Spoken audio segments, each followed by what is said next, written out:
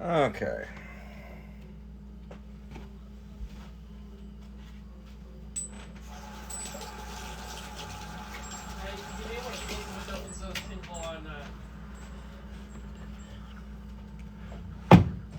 Oh, that's right, the tinkling.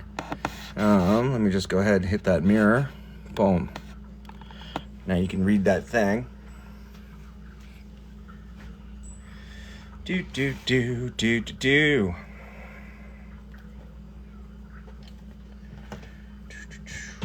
Okay.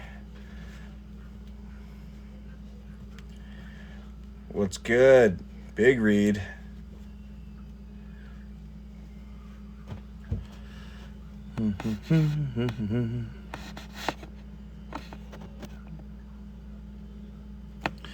Boom.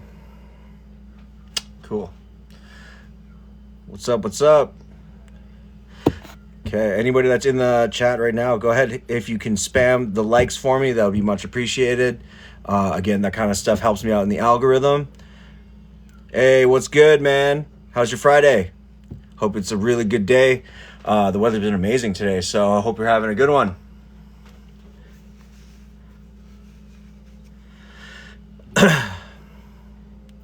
Right on, right on. Yeah, dude, so I'll just let people just roll in slowly into the chat. Yeah, again, if you guys can go ahead and spam the likes for me, that would be much appreciated. Again, it helps people find this live, get onto their For You page, all that good stuff, all right? All Fridays are great days. Oh, hell yeah. What do you got planned for the weekend, bro?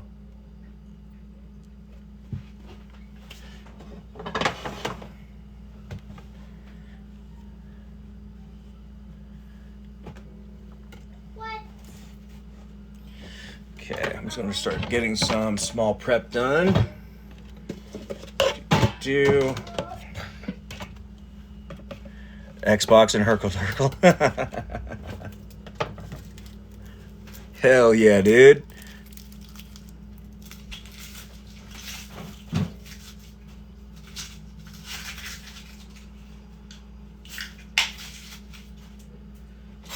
All right. Hey, Chef Nate, what's good, man? Tony Byam, yes, sir. What's good, you guys? Hope you're having a really great Friday. Today, I am going to be making my kind of take on the Filipino pancit. Again, it's just going to be with like items that I kind of have lying around and a few things that I definitely picked up for tonight's. Oh, thanks so much for the follow, Tony. I appreciate it. Yeah, so then it's going to be tonight's dedication is going to be for Leisha. She was the highest gifter on the last Saturday's live. So for her tonight, I'm going to be doing the pancit with sesame soy chicken. As well, I'm going to be cutting in a little bit of, what do you call it? Some chorizo sausage to give it some smokiness, as well as I have Filipino red sausage as well. All right, so we're going to be working with a little bit of longanisa, right? Filipino staple that's going to go into the pancit noodles, as well as on the side, I'm going to be cooking one large chicken breast alongside some nice smoky chorizo. Right, because then I can keep those separate and my daughter can have it so it's not too super spicy. And then for the sesame soy chicken, I'm just going to give it a hard sear. I'm going to finish it in the oven. And then I'm also going to make a small little kind of a sesame glaze that's going to go on top of it. Slade, what's good, man? How are you today, brother? Hope you're having a really great Friday. Thanks for joining the live. It's good to see you.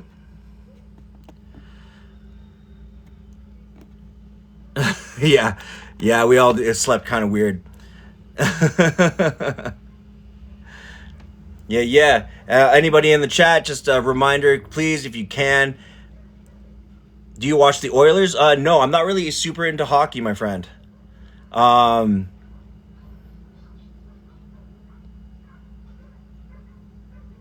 Slayer. Man, I used to be a huge fan of Slayer. This is actually one of my favorite, hoodies. I got it in 97. So it's just one of those hoodies that's kind of like it's like a comfort blanket for me.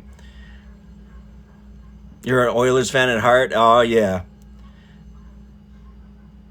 Yeah, I got my cousin. He's from Edmonton, but he's more of a Calgary fan since he's been at since he went to the UFC in the '90s. The Leafs are better.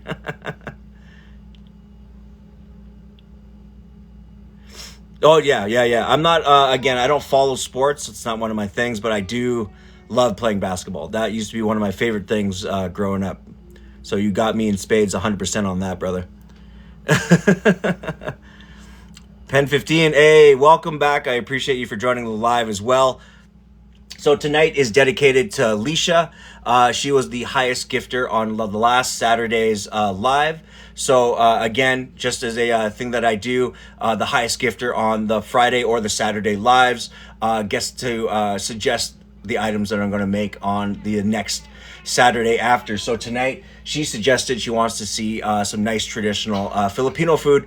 Instead, Chef and Trade, thank you so much for the follow. I appreciate it. So she suggested she wants to see some Filipino food. So I'm going to show my interpretation of like a pancit with sesame soy chicken as well. For the sesame soy chicken, I'm also going to be throwing in into the noodles. I'm going to be hitting it with some longanisa. This is the Filipino red sausage as well. I'm going to be cooking up a little bit of this chorizo. On top of the chicken, it's going to be sesame soy. So I'm going to be making a small kind of a sesame kind of a sauce / glaze that will go on top of it. Watching this while eating McDonald's? What kind of McDonald's? You having nuggets?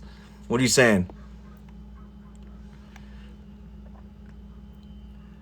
Danielle, hey, thanks so much for the follow. I appreciate you for being here. Welcome to the live.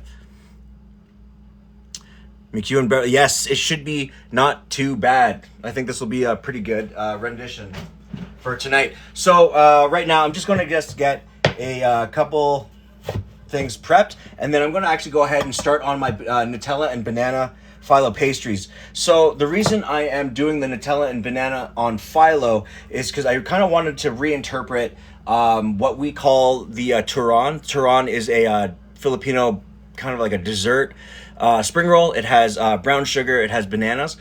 But I do like the idea of like a Nutella and banana crepe. And I do have philo pastry. So I was thinking about doing Nutella and banana as a filling, and then brushing the top and then covering that with sugar. So it kind of is like a mixture between a philo pastry and a turon simultaneously. Whale Boy, yeah, we just started, brother. Yeah, again, I'm just been in for about 5 minutes. I'm just trying to welcome everybody to the live. And again, everybody in the live, if you guys can, do me a solid. Keep spamming that, the like button. Again, that kind of helps me in the algorithm, helps me find other like-minded people like yourselves, people that love food, food culture, restaurant culture. They want to talk about recipes, all that good stuff, okay? Not sure what year is this. This is 2024, my friend.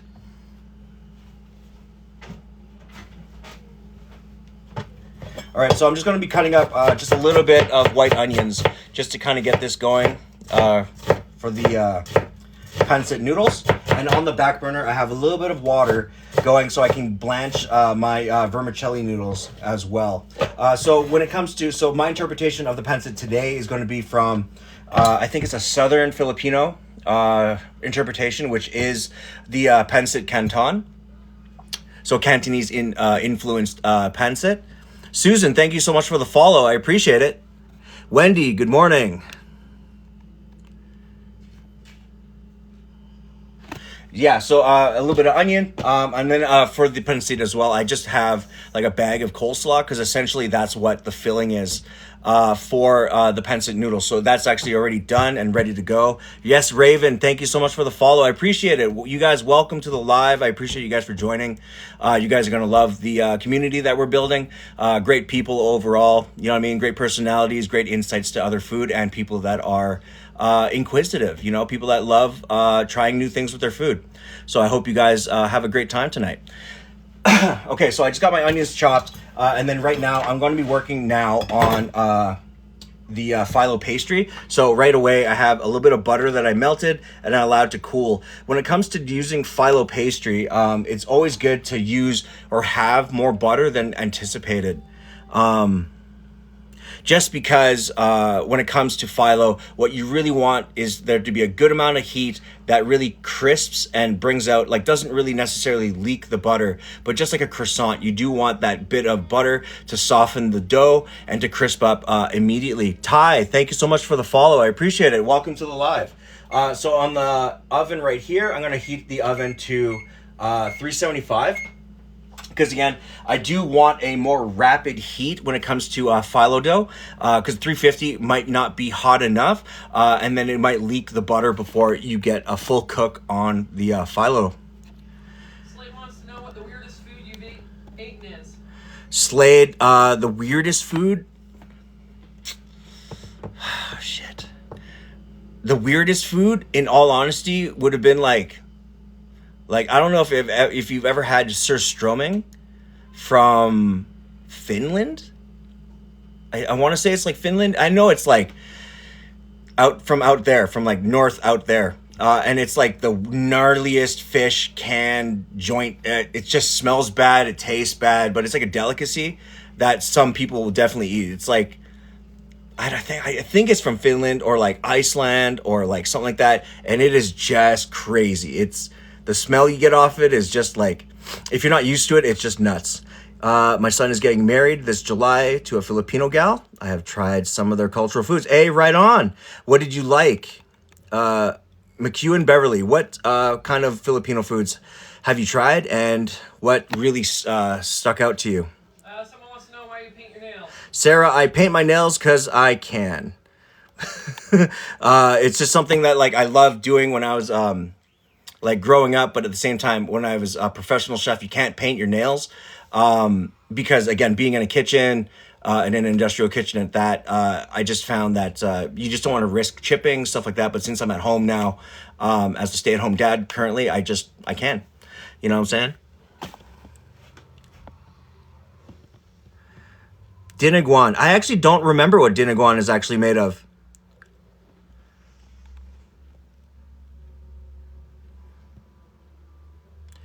Okay, Cindy. Yeah. Pork blood. Are you talking about, we call it chocolate? Is that the thing that you were talking about here? Because if it is, that stuff is actually really good, surprisingly, because the way they rinse it. Should paint them pink. I used to do pink, but we ran out because I really love this. Like my Shannon has like this kick-ass. It was like a pink, but then like this top coat that was like a clear, but it cracked in a way that looked like lightning bolts kind of across your fingernails. And it as well, it glowed in the dark. It was like super sweet. Like it was one of the best kind of nail polish combinations. Cindy, thanks so much for the follow. I appreciate it. Yeah, pork blood isn't really that bad. I've had like blood pudding. I think it's a Scottish or an English blood pudding. It's not so bad if you have it with like an egg and a bit of like fried potatoes. It's really, really nice. Okay, so on the back here, I've just got that water. It's now starting to come up to a boil. I'm going to be hitting just a couple nubs of, actually I got one. Yeah, I'm going to do this vermicelli, and then I'm also going to be using some stir-fried noodles, which is this right here. So again, it's just kind of what I want to use up what I have on deck. And with Pancit Canton, usually there's two types of noodles. There's the clear noodle, and then there's more of like a chow mein or like a stir-fried noodle in it. So you got like texturally, it's a really cool stretching device for the carbs that are in the dish. Chocolate stew, not pork blood stew. Yeah, exactly.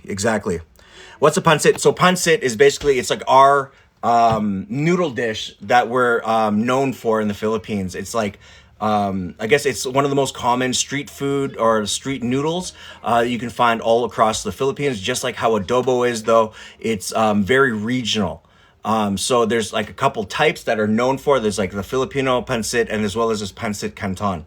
Pancit Canton, I think, or at least I believe, it is the one that was primarily influenced by the Chinese way back.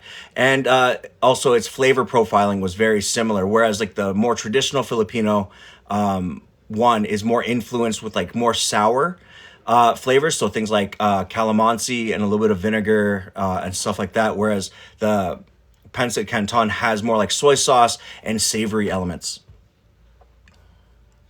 Yeah, noodles with sauce is just incredible.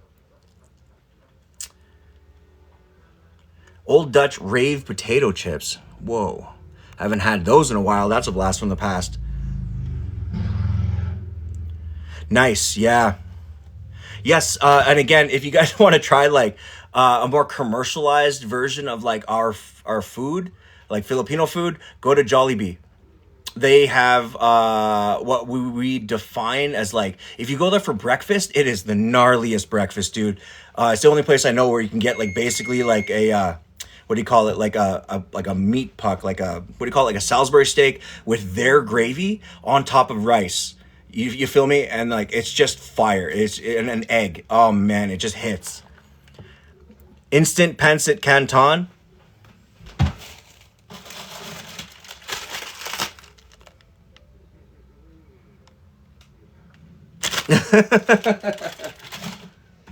You know what? Actually, I might actually just use these instead. Here. Boom. I'll show you how to do it with the instant stuff, and then we'll elevate it from there. And Cass, thanks so much for the follow. I appreciate you for being here. Welcome to the live. You're going to love the people that are in here. Yeah, there's two in Calgary. For sure. Huh? Your question is, can I sing? No. I can play music. Like I can, like I'm also a musician. I record daily. It's a thing that I do, but karaoke was never my thing. Is it like ramen? It's not. It's like chow mein noodles, like chow mein from the Chinese food restaurant. It's more like that. Hey, Louisa, she's right. I can't carry a tune, dude. Like when it comes to vocals, I can do like screaming for like metal and stuff, but like that's it. I can't do it. I can't sing worth anything. Oh, no Jollibees in Saskatoon. Brutal.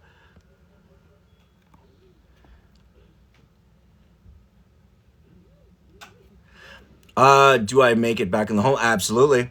And again, it depends on where you find it. Because again, street stalls, everyone kind of generally makes it different.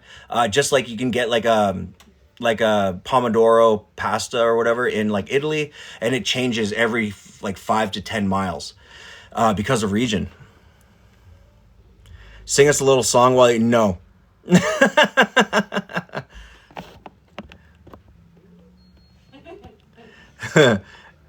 Yeah, and no amount of money is going to make me sing for people. Noodles and pasta are the reason I can't keep on the gluten free. Yeah, I know pasta for me is like one of my favorite, like when it comes to carbs, like there's like rice, there's pasta.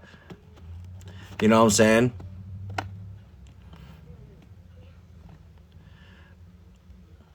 Wendy, if you ever get a chance to try Jollibees, I don't know where you're from, but I know here in Canada, it kind of just depends on if you're East Coast, West Coast, because I know they exist in like Vancouver. Here in Calgary, I know they exist in Toronto. But I will say, if you go to Jollibees and you love fried chicken, you got to try the spicy fried chicken with a thing of rice, preferably the adobo rice, and then you got to get a cup of like their gravy. You feel me? And then what you do is you take, you break the chicken with some of the meat and the skin, and you pack the rice into that, roll it, and then dip that into the gravy. It is literally like seeing God. I swear to God.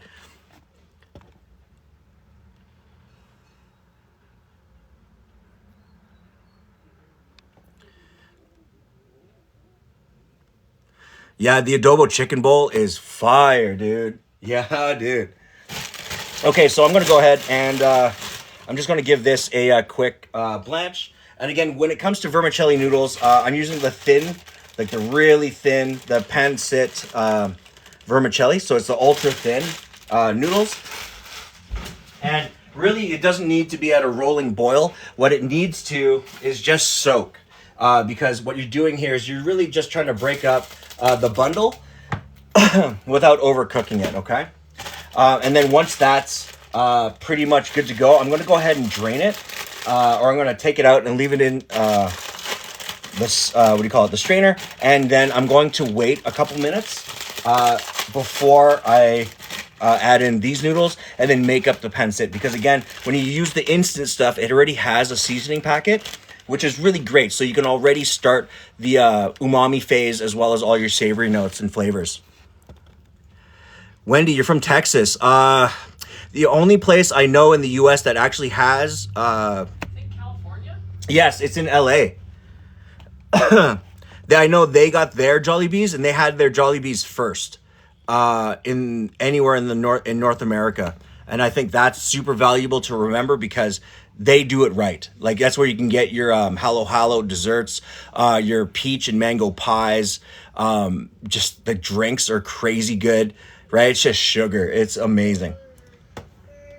Right on, right on. And again, guys, anybody in the chat right now, if you can, spam those likes for me. Keep those going up because, again, that helps me in the algorithm, keeps me in front of eyes just like yourselves, people that are interested in food culture, all that good stuff. And if you have a spare moment as well, if you can share this live, that would be much appreciated because most likely if you're here, you guys also know someone that would be here as well.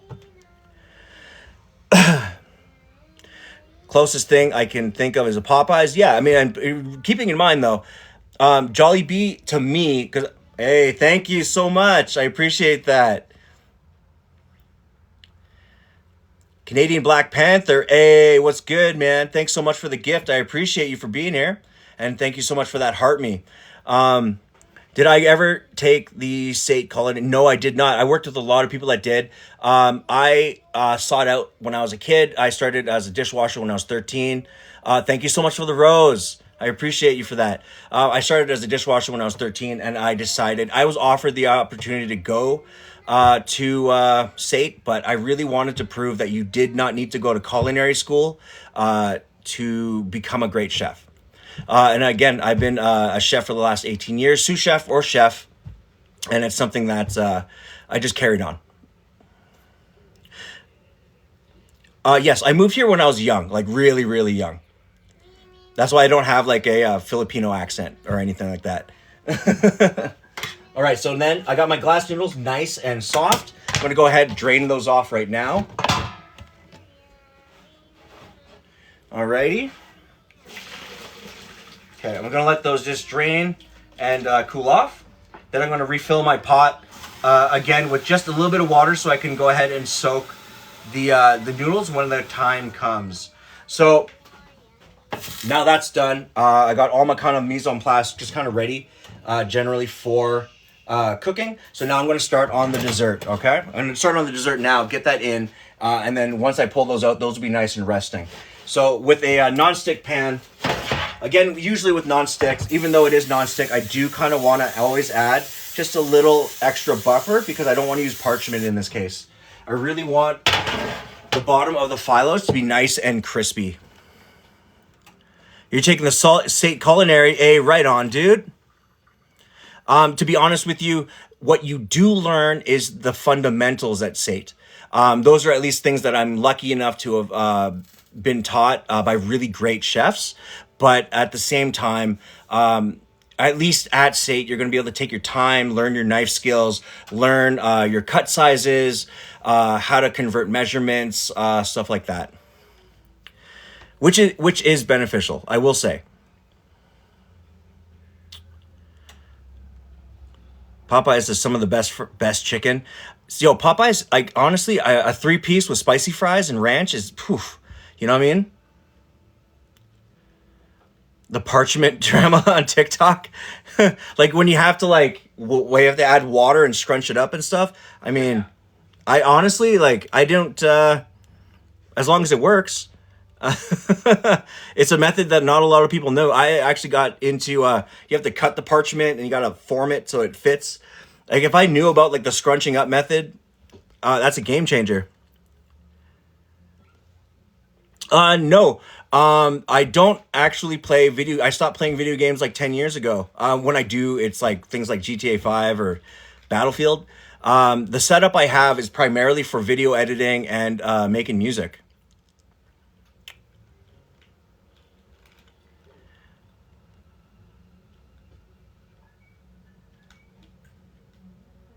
Yeah, yeah, the PC with the glowing lights and all that stuff. Yeah,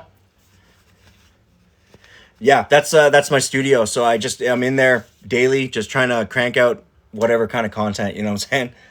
All right, so I got this greased up. I'm gonna grab my philo. There you are. Ah. Okay, so again, when it comes to doing philo, it's always good to make sure that you have your butter on deck. So I have my melted butter, right? I might need a little bit more than this, but we'll see.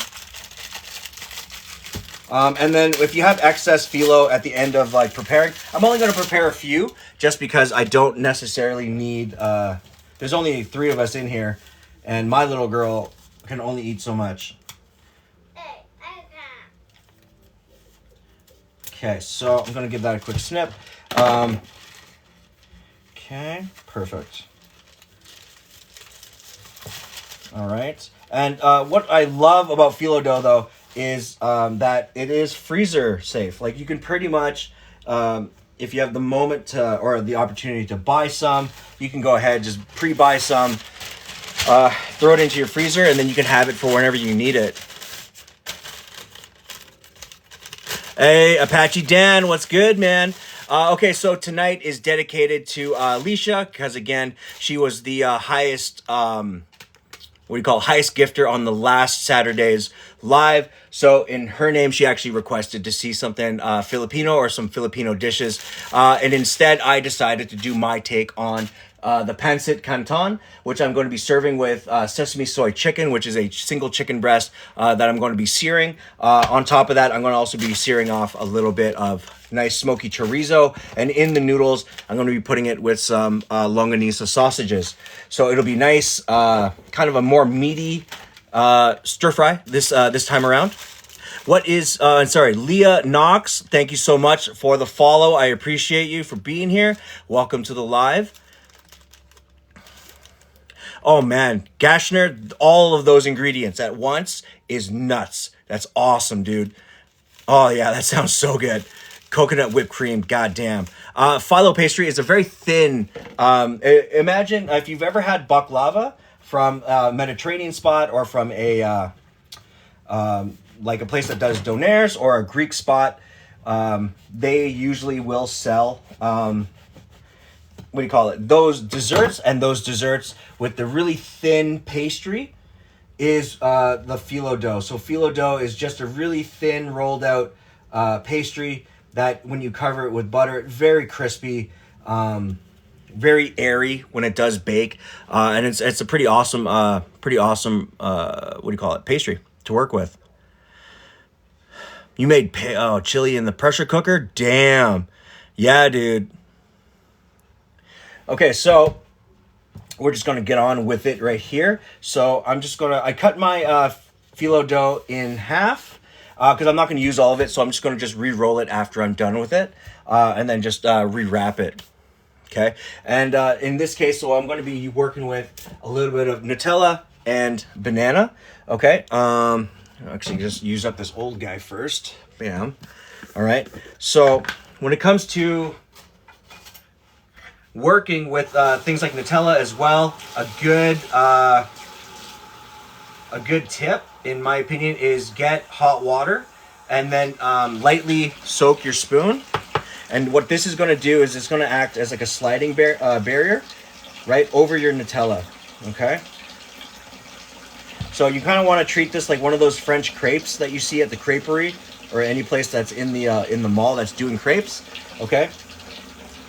And in this case, what I'm planning on doing is I'm going to be doing, hopefully I can achieve like a triangle, fold. So then at least it is a little bit more presentable, okay? So what you want to do is when you prepare the bananas is to prepare them in a way that's, you want the rings, or not the rings, the circles. And the reason being is because then the circles themselves will sit nice and flat in the, in the pastries. Okay. So, again, since like they're thin enough, they don't need to be like pre-cooked or anything like that. So I'm just gonna go ahead and lay down a few, right? Because I have enough bananas. I can probably end up doing like 3 or 4. Okay. So then what you're going to do here is you're going to fold that over and create a pocket. Then that's when you start on butter, and lots of it. Okay. So give it a good brushing. In this case, what I'm doing also is I'm folding 2 layers at once. And the reason I'm doing this is because it guarantees that you get a really good, proper fold. Okay.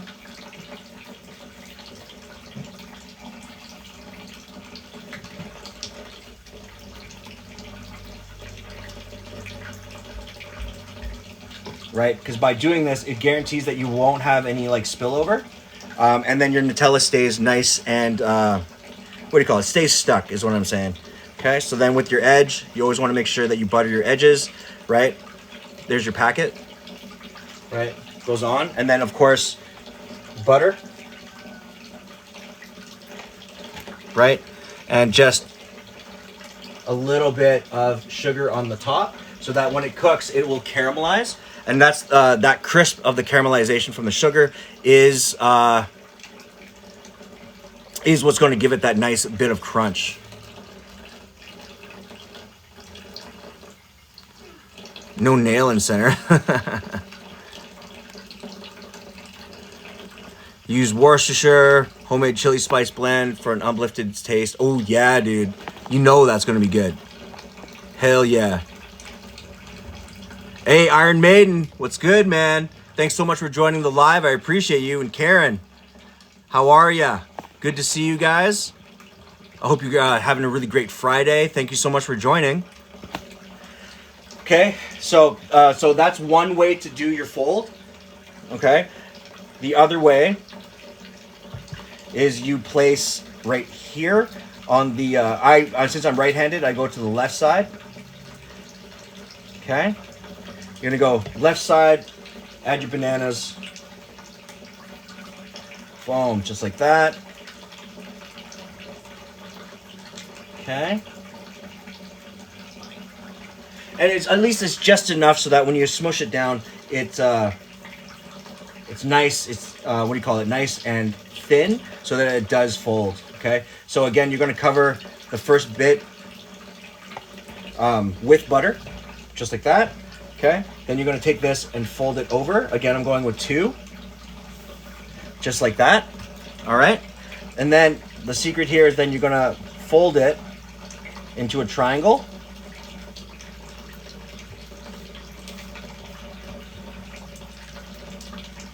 Okay. Then down the line, you're going to hit it with butter. Again, the thing with phyllo is that you got to make sure that it's quite buttered, okay? So like that, and then to make sure that it's fully sealed, hit that with butter, like that, fold it over, bam. And there you got your phyllo. So there's a couple extra layers here. I'm just gonna give those a quick seal and butter as well. Just like that, okay?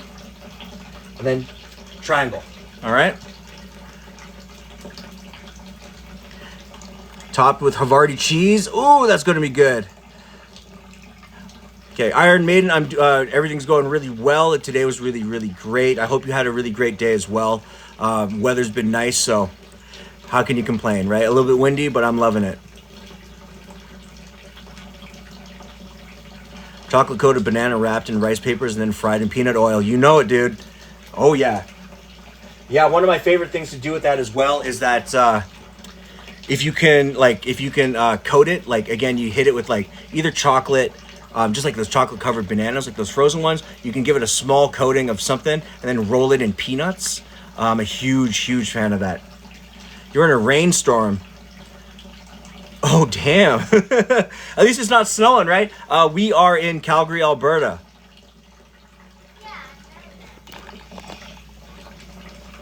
All right, so I'm going to do up maybe about 2 more. Just get those out of the way. Again, I'm going to go ahead and slap down good amount of the Nutella. There you go. Wow. Let's go with another 5-6 pieces of banana. Like that. Okay. And again, go with your butter.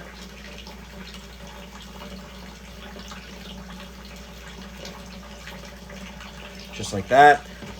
I think I'm just going to go with triangles at this moment, just because I really love the triangle shape, especially when it comes to things like spanakopita. Leisha, hey, there you are. Yes, ma'am, it is your night. So, again, guys, Leisha was gracious enough to be the highest gifter on last week's Saturday Live. And then I asked her for a couple of dishes that she would like to see. She suggested some Filipino dishes. This tonight is dedicated to you. I am doing my rendition of what, say, a pancit canton is. As well, it's going to be served with some sesame soy chicken. I'm also going to be searing up a little bit of nice smoky chorizo. And in the pancit noodles themselves, it's going to be with some Filipino longanisa. Okay? And then for dessert, I'm right now in the middle of rolling up some Nutella and banana phyllo pastries. So it's my take on like a dessert spanakopita, but with the Filipino turon kind of flavor and crunch profile.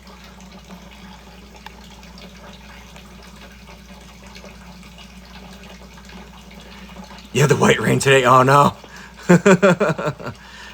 Okay. 2475, thanks so much for the follow. I appreciate you for being here. Welcome. Leisha, hey, no worries. Thank you so much. I appreciate you for being here. Okay, so I'm just going to go ahead and finish up this one and then start just one more phyllo pastry. Okay, so again, I'm just doing the triangles. Nothing too outlandish. All right. And again, when it comes to a couple layers, I'm just going to go ahead, make sure to finish them up with a bit of butter. Make sure those seals are good to go. So again, right, triangles. Boom. These will be really nice, really presentable as well. Yeah, MJ, it's like, for me, it's not really the snow, it's the amount of that it like comes, then melts, and then it's all fucked. Hat and mustache. Hey, Leisha, thank you so much. I appreciate it. Yeah. Ex Canner. Hey man, it's been icy. Like I took my daughter to school the last few days, and all it is just sheets of ice just randomly everywhere. Okay, so I'm just gonna go with one more triangle fold. So let me get that Nutella going right here. Boom. Yeah, dude. Okay. Bam, like that. Okay, use up the rest of my bananas right here. Boom. Okay, and again, it doesn't matter how you place them. What really matters is as long as it's folded correctly with no breaks, it'll always work out pretty well. Okay, so again, I'm going to go with like 2 or 3 folds or 2 or 3 layers. Give that a smush. Right, fold that into its triangle like that. Okay, boom, boom. Gonna go ahead and give that a quick buttering. The buttering. Okay, right there, like that. Give that a fold over.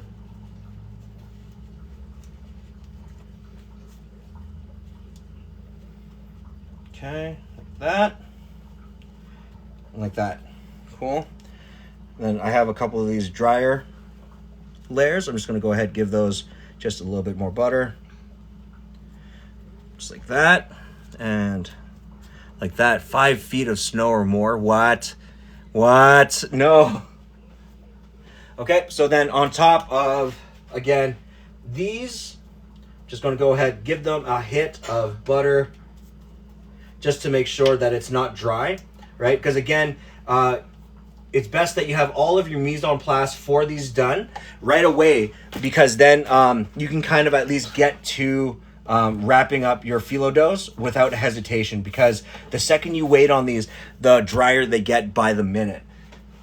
Okay, so I have butter on there. I'm going to go ahead and I'm just going to go ahead and sprinkle them with a good amount of sugar each. Okay, and then while that's going, I'm going to go ahead and start my pan for my meat. Okay, move that there. Okay, then I'm going to go ahead and shoot these in the oven, so at least they'll have a chance to cook out. We have enough time for that, and they should be done in time and crispy, right? So you have time to take and watch them. Yeah, damn, who's getting 8 feet of snow? Like, whoa. Karen, did you always enjoy cooking when you were young? Yes, ma'am. Karen, I did. I think I started cooking when I was 7. First things I was starting to learn how to cook. Gourmet prison food, yeah, you better believe it, bro. I have this recipe that I found out about. It was for, what do you call it? It was for prison style sweet and sour pork. Aiden, there is almost no snow here. We might have a little bit of snow tomorrow. It is supposed to be a little bit cooler because we're going into a small dip over the weekend, but it's been pretty much everything's melting at this point. Sugar and sea salt on pastries, absolutely.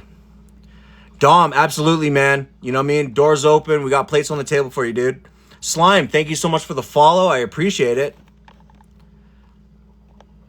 MJ, you're in Halifax. You got 6 feet. God damn. I literally haven't seen like 6 foot snow in like so long.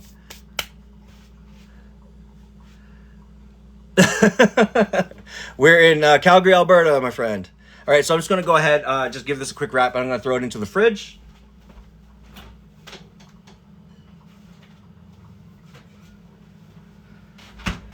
Okay, so I'm going to just since these are massive chicken breasts, I'm actually just going to cook off one just because there's going to be quite a bit of other meats going into this dish. So I have the pan just kind of lightly going on medium, and for the non-stick pan, I'm just going to go ahead and give it a quick spray. Okay. As well, if you guys don't use pan spray that often, a really nice, easy tip as well is that never spray downwards into the pan over top of your element. Always lift up your pan and spray it that way. Right, boom, and then put it down. The reason being is because, again, it will have less of a chance of the oil catching on your element and creating like any carbon smoke or anything like that. Dom, you're in Edmonton? Damn. How's Edmonton these days? I haven't been up. I'm probably going to be there in August.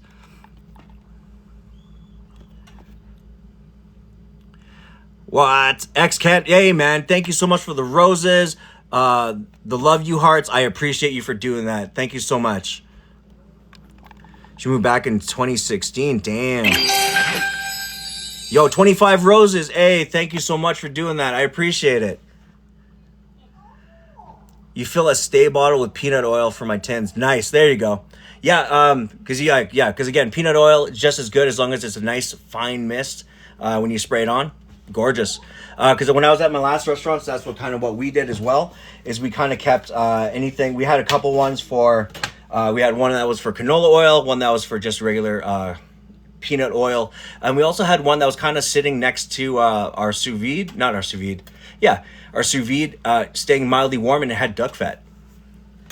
I'm just playing. What you guys are very heartwarming. Hey, I appreciate you, man. You're a good person too.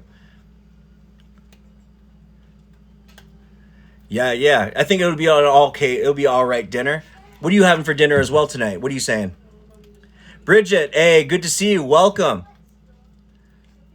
Ex-Canada, hey, I love you too, brother.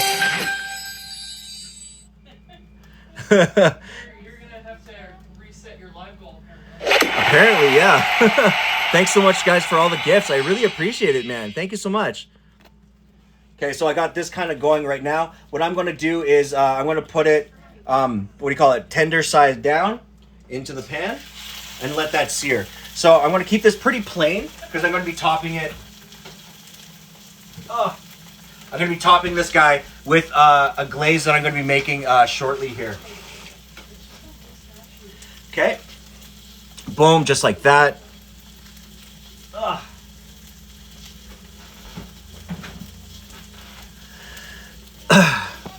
Flax oil in your spray bottle too. Hey, that's awesome. To be honest with you, I always try to go, again, when I go to the grocery store, I kind of do a walk around to see what is on sale. So like these chorizos were 30% off today. And they're usually going for $6 a thing. So I mean, at 30% off, per portion and ounceage, it's actually really, really nice. Wow, Wendy, thank you so much for all the roses. And ex-Canada, again, thank you so much for the roses. I appreciate it. Menu, yeah, wholesome vibes. I appreciate that, yeah. We just try to create a really great space for people to talk, people to interact with each other, and we can have these really great conversations about food and all that stuff generally. You know, we're trying to create a nice community of people, like-minded, all that good stuff. Do I prefer, to be honest with you, I don't mind either one. You can reset your life. Oh, okay. Yeah, I don't mind either one. Hey, Leisha, thanks for that. I appreciate that. Yeah, if you guys do have a couple moments to just keep slamming the likes for me, it does help me in the algorithm. Yeah, $2.08 on a sausage, but per weight and what I'm going to get out of it. Because again, you're really using the sausage more for the flavor rather than the meat content. And in this case, I'm actually using this, like, the chickens I also bought. I think there was 8 in the pack, and it was about $14 for like these gigantic, like they're like 8-ounce chicken breasts, which is a bargain. So we just had to buy them. The electric or fire? Yes, I do. To be honest with you, I like both. I like both the electric or the fire stoves. The reason I like electric, though, is when I was doing like things like molecular gastronomy and all that stuff. Whoa, what is that? Fireflies. Thank you so much for the fireflies. Wendy, oh man, that's so awesome of you. Thank you so much.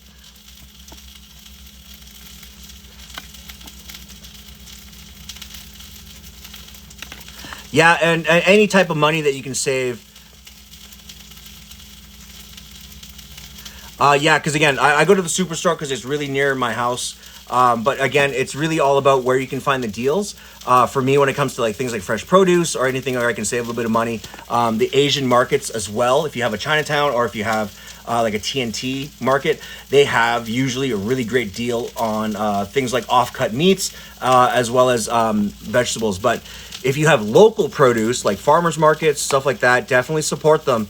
And a lot of the times you can get a great deal on bushels and large pack items. Costco is a scam. As far as I can tell, in some cases, absolutely is. And the reason I say that is because when I was doing, like when I was at restaurants, what I did find is like I was ordering through Cisco and GFS, and it was the same price margins as what you would get at, what do you call it? Same as you would get at Costco. So to be honest with you, it's really, everyone's just kind of just aiming to make a buck here. You know what I'm saying? Okay, so I got my chicken in and searing. Nice, I got a good amount of color on it, right? That's super important, right? So I'm just gonna turn it over on its head, or on the rounded side of the breast. Turn my fan on, and this will be a good opportunity now just to add in just a touch of oil. Okay. Again, if you have canola oil, use canola oil because it's like right now it's the cheapest that I've found. But you know, I mean, you can use pretty much anything. I'm going to use 1 chorizo sausage. Okay, and then I'm going to save my longanisa for when I start sauteing my noodles. All right.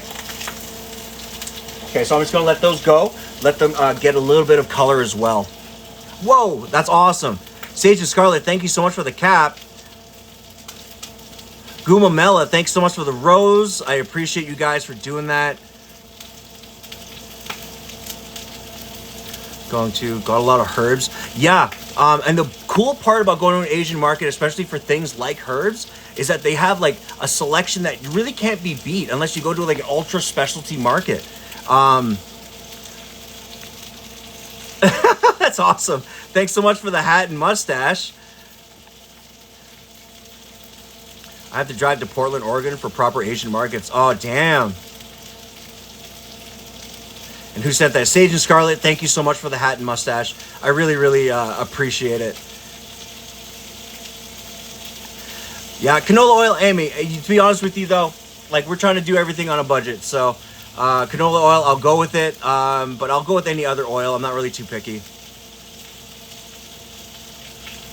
Costco, all right. Yo, I will say, Christine, the hot dogs as well as the pizza is fire at Costco. But I heard in like some of the American Costco's, some of them they get like what do you call it? Y'all get fried chicken. Like, y'all get wings and fried chicken. I heard that's fire too. All right, so I'm gonna go ahead and take my meat, put that into the oven, and let that go for a little bit. Okay.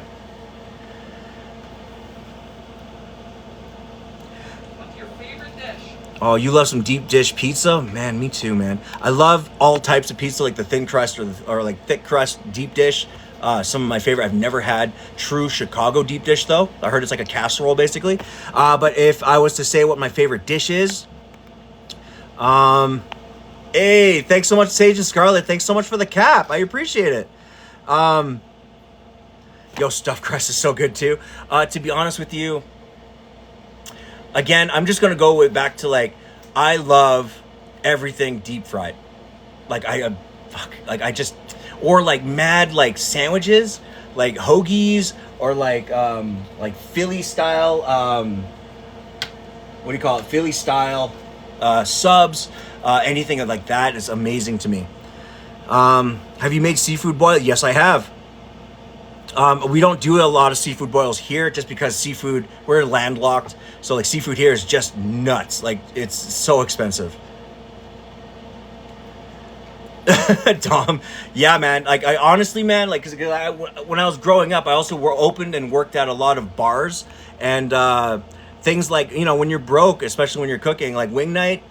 Like honestly, if you just put down like 600 wings and it's like you, a couple homies, a blunt, and then you're just gonna be sitting there watching a movie, eating like a deck of wings. Coconut shrimp with pineapple sauce. Oh man, yeah. Coconut shrimp I haven't had in a long time.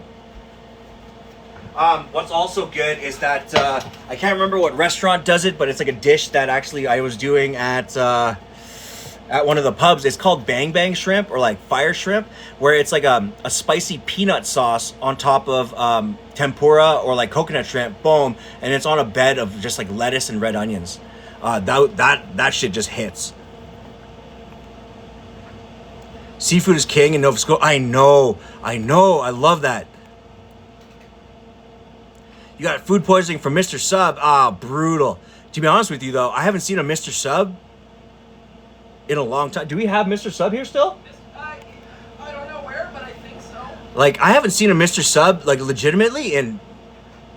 Yo, a Montreal smoked meat sandwich. Bridget, oh, you coming in hot with that. Damn. Stuffed crust pizza with cheese. Oh, yeah, dude. What I used to love, Christina, what I used to love, too, was like that. I think it was like Pizza Hut in the 90s. They did the stuffed crust pizza, but they had pepperoni inside as well. Oh man. And then you take that, you dip that in more like garlic butter. Oh my lord.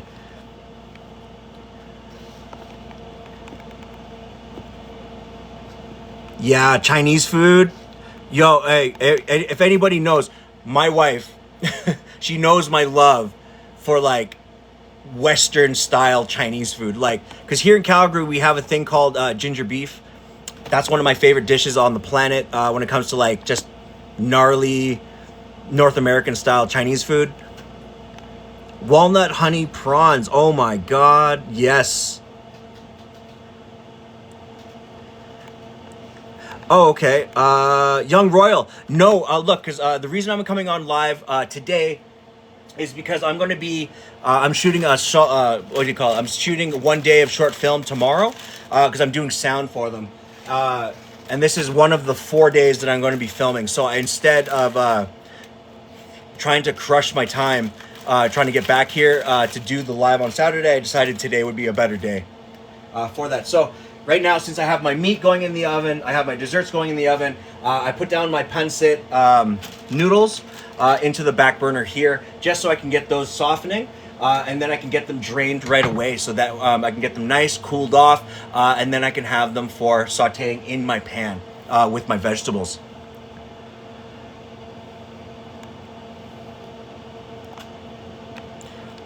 Yeah, also, what's up, Young Royal? Hope you're having a great Friday. Thank you so much for jumping on. I appreciate you. It's great to see you again.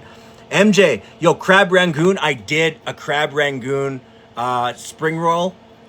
What, 3 weeks ago, 4 weeks ago, on the live. Yeah. Yo, I haven't had a Firehouse, Apache Dan, I haven't had a Firehouse sub ever. I actually was a huge fan of Jimmy John's every time we go to the States. Because I thought they were just fire.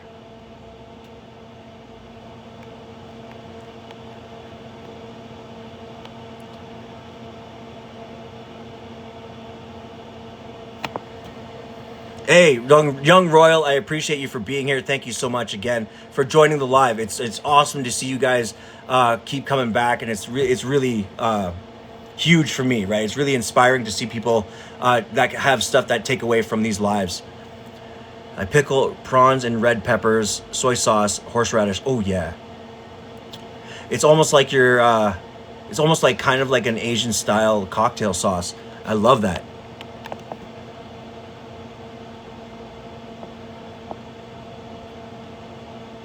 Yeah, the thing is also, we're not huge fans of like Subway here, at least in this house. We did do, like, I think like years ago, we did have a stint with like Quiznos. Yeah, but what happened to Quiznos? I haven't seen them in a while. Yo, actually, yeah, that's true. I haven't seen a Quiznos in a long time. Granted though, we do have, is it a Chachi's? Is that who does sandwiches?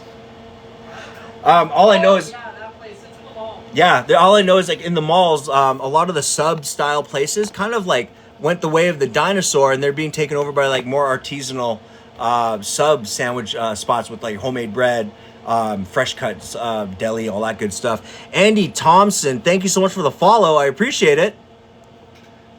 Welcome to the live.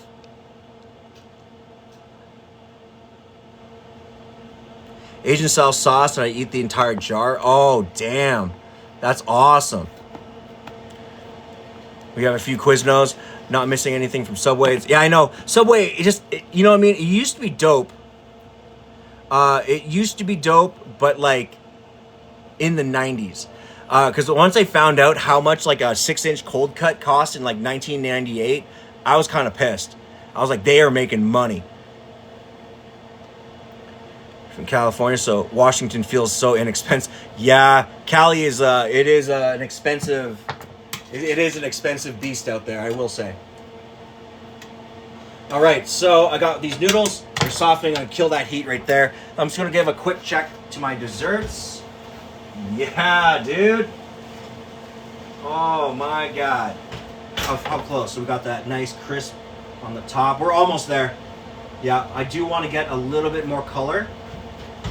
But we are getting this wicked crust coming off from the sugar, which is just fabulous. Subway definitely went downhill. Yeah, dude. Back to the 80s and stay like that. Man, I was born in 85, so I don't really remember the 80s. I love the 90s, like the McDonald's Big Extra. You can get it for like $2. Ah, that was fire. Got me all the way through junior high. Subway is much better than Mr. Sub. Kind of boring. That's the thing though. Like I remember Subway was like the big one because like again like when something like Happy Gilmore came out, it made Subway like massive, right? But then like Mr. Sub was always like the mall alternative to Subway. I just never got into a Mr. Sub. Like I don't. Young Royal, you want to talk about a recipe? Absolutely, sir. You go ahead and you leave me a message in the DMs, and we'll talk about it, man. I want to hear what you're saying.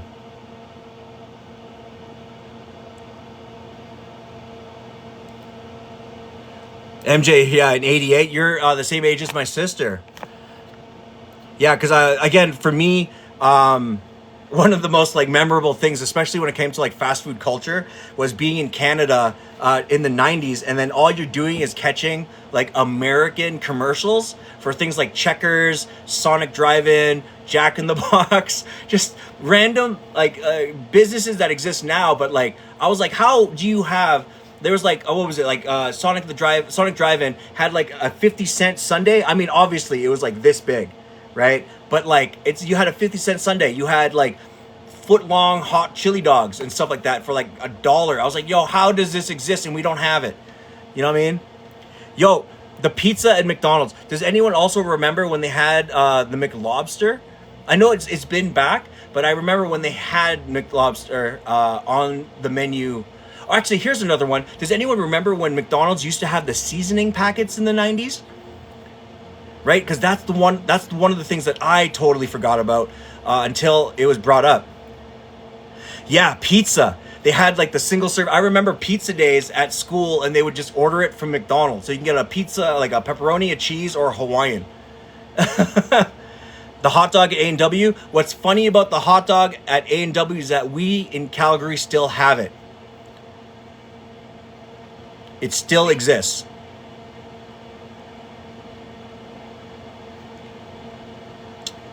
The adult Happy Meal for Christmas. Yo, yeah.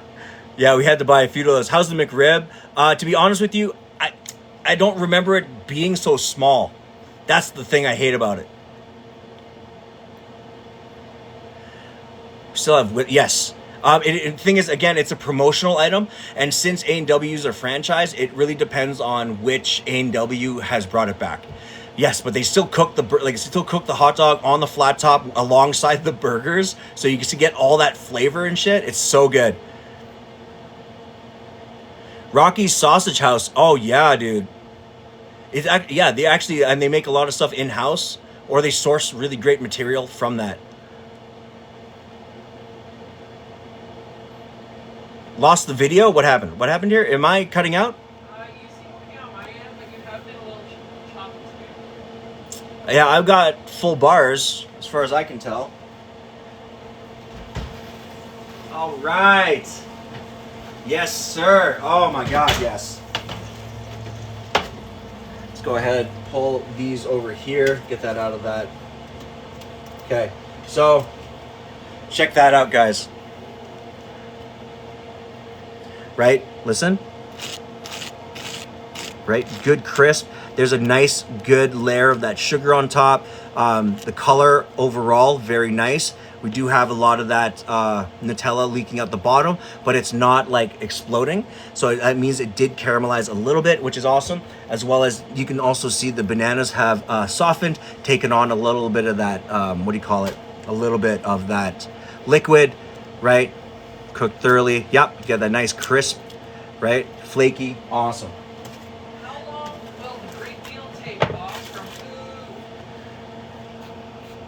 How long will the great meal take?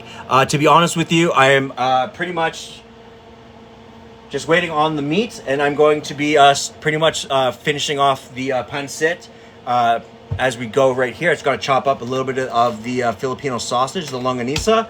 I'm going to put that in the pan, give it a quick sear, add the noodles to it, or I'm going to add the cabbage to it, saute. I'm going to, add in the flavor packets from these pancit packets, and then I'm going to reinforce that flavor with a bit of extra stuff. So actually what I will do, since I have the heat on a little bit lower, right, I'm going to take some of this excess butter that I have from the spanakoppitas, right, get that in the pan, like that, get the onions in. Actually, you know what, while I'm doing veg, and this just gave me a reminder, I do have some extra, some extra mushrooms. So I'm going to saute those.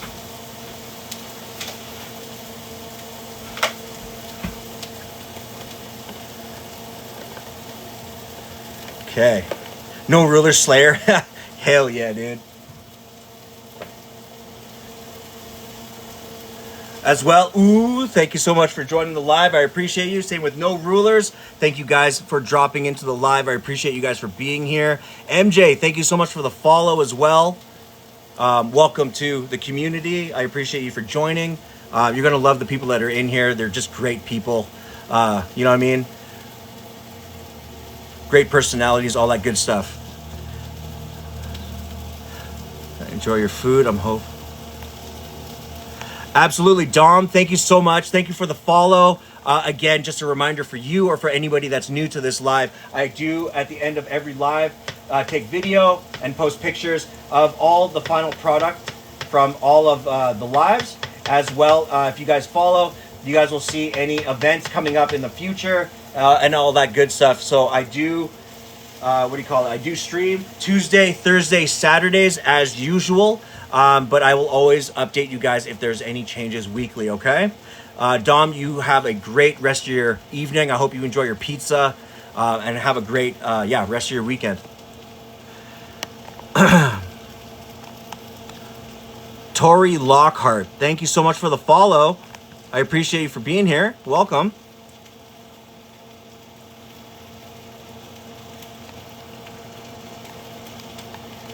Yeah, and I also find when it comes to having mushrooms, cremini mushrooms are also a really great addition. They're just meaty. They take up a lot of the excess flavor, and they just, they're not as plain as like button mushrooms, I'm pretty much saying.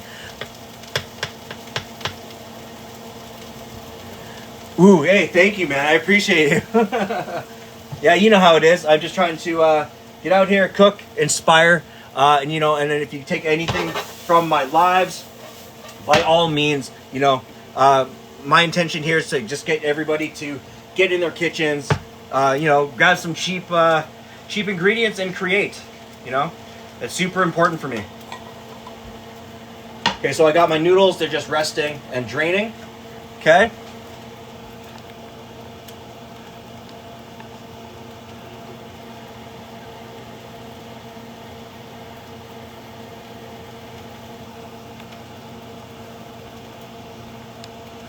Okay, looks yummy. I wish I could have some. Although you're not here, hey, if you're in Calgary, you know where to find us. Doors open. We got a plate on the table for you. Real lion's mane and oyster mushrooms in your house. Yeah, dude, lion's mane. That's a really great mushroom. It has so much really great texture, and it can be plated in a really great fine dine way, which I truly do love.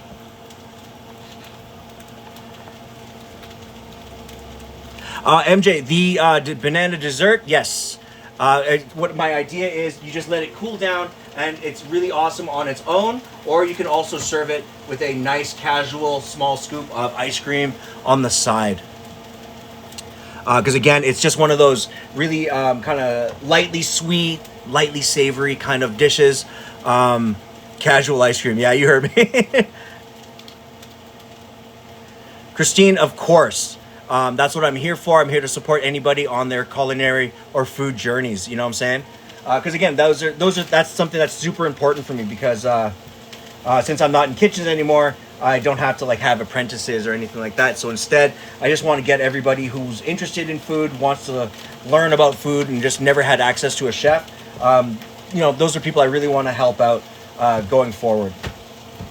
So as usual, guys, if you guys can, hit those likes for me. It does help me in the algorithm, helps me find other like-minded people like yourselves, people that want to talk about food culture, restaurant culture, chef culture, all that good stuff. Okay, if you guys have any questions about recipes or about food in general, please do leave those questions in the comment section below. And then just, if you can, spam the likes. You know what I'm saying? Keep hitting those hearts for me if you could. I'd appreciate it greatly. Yeah, it would be amazing with some whipped cream. Diana, hey, how you doing from Toronto? Welcome to the live. I appreciate you for joining. Chelsea Resson, hey, I appreciate it. Again, if anybody wants to know about the name that I have chosen, again, my name is John. It's great to see all of you. Great to meet all of you. The name I chose is Fuck You, I'm Eating. And that is a true statement to the chefs, some of the chefs that I've worked with in my past. All of those pretentious guys. that are just too good for eating just a straight up McNugget. Oh, you're from Mississauga? Right on. I know a lot of good folks, a lot of good chefs and cooks from the Ontarios. The Ontario, that's You know what I'm saying? Y'all breed talent out there, so I appreciate it.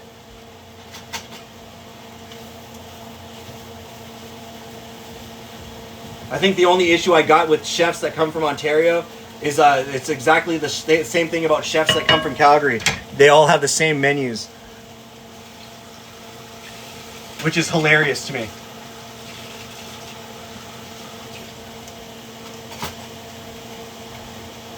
Okay, boom. All right, so I'm gonna just push these guys back here. Let's go ahead and just check out chicken. How are we looking? Yep, that's cooked. That's cooked. All right, all right. So I just pulled my chicken out, and I got that sausage that's on the pan as well. So give that a quick flip. Got some nice color, good caramelization, cooked all the way through. You can feel it in the density. Same with the sausage. So it's gonna go ahead, let those pieces of meat rest. Excuse me.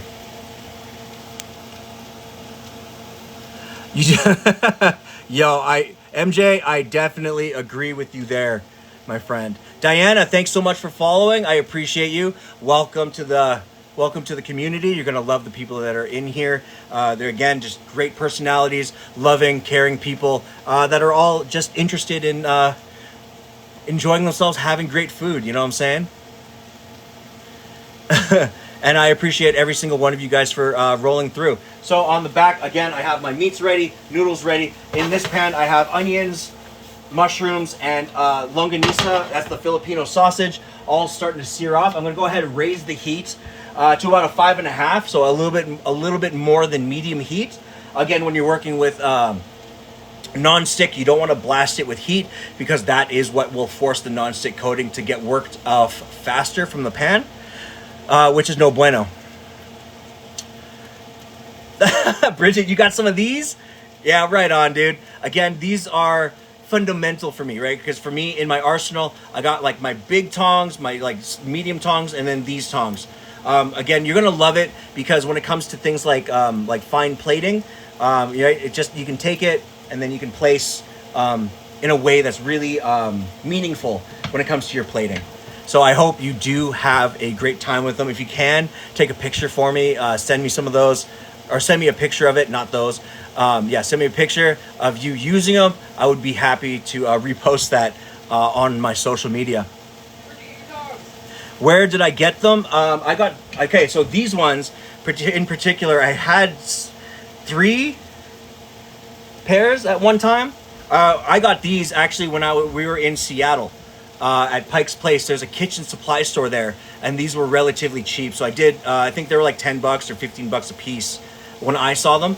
They had these like stupid rubber things on the tips, but I just took them off. But I picked them up there. But if you do want to pick them up, Bridget, I did get the 3 different sizes. Yeah, dude. Yeah, dude. Christine, hey, thank you so much for joining the live. I appreciate you for being here. If you haven't hit that follow button, please be sure to do that so you stay updated on anything coming up in the future. And again, thank you again for joining, and hopefully we'll see you in the next week, all right? If you do want those tongs, you can also find them on Amazon, which is awesome because, again, Amazon has just kind of pretty much everything.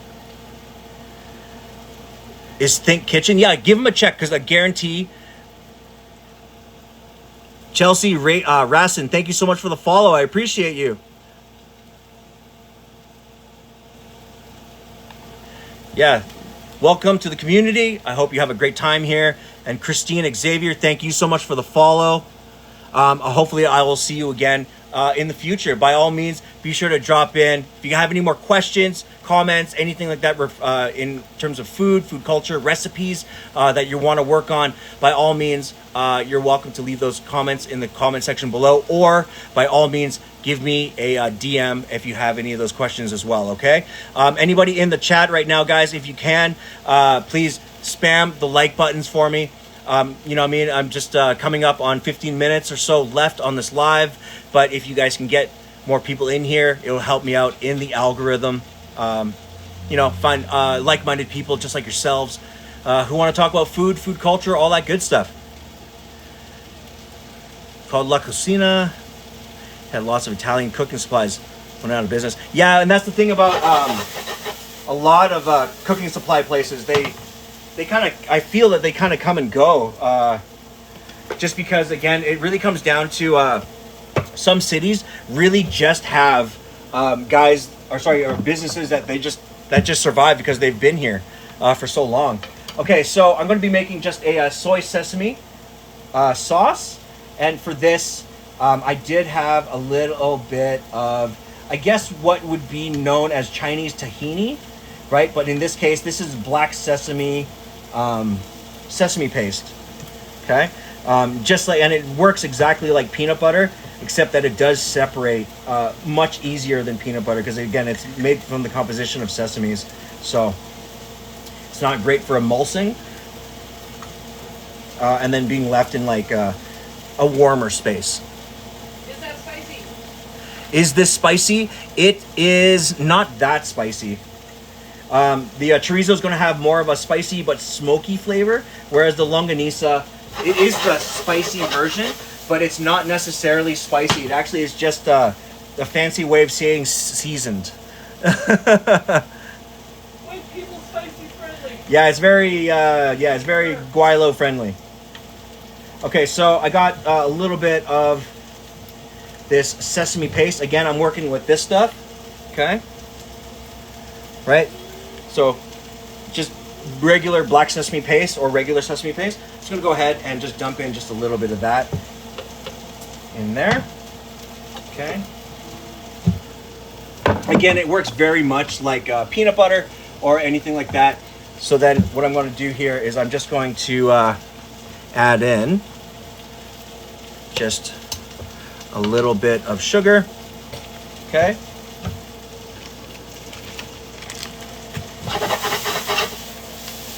Hell yeah. Starting to get some really good color on the onions and all that good stuff. I'm just going to turn this down while I prepare the sauce really quickly.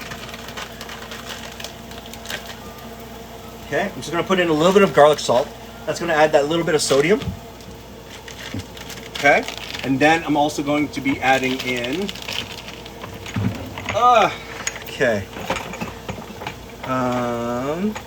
just some ground ginger. Just a hint. This will add up that little bit of extra savoriness that you're actually looking for in the glaze and sauce. What happened? There it is. Nope, that's allspice. Huh? Right there. Hey, get out of here, Shannon. Okay. There, where I'm pointing. It's where you're pointing. You're in the other room. Okay, so then I'm going to be adding just a little bit of Chinese five spice. This is, again, just to add in a bunch of that extra seasoning bulk. You know what I'm saying? Because we did try to keep the chicken pretty plain during the searing process. Okay. Boom. So that's there. So then I had a bunch of the noodle water. So I'm going to add that in as a deglaze. Right? And at this point, it should pick up all the extra fond. And by fond, I mean all this extra kind of burnt cooked pieces on the bottom of the pan. Can you describe what Chinese spice that was and what it is? Okay, so Chinese five spice, for anyone asking, that's this guy right here. So the primary ingredients is ground up star anise, fennel seed, cinnamon, Szechuan peppercorns, and cloves. So it's very fragrant. What's awesome though is if you make apple pie, I would suggest substitute regular allspice for Chinese five spice. it gives you this crazy flavor, especially with things like apples.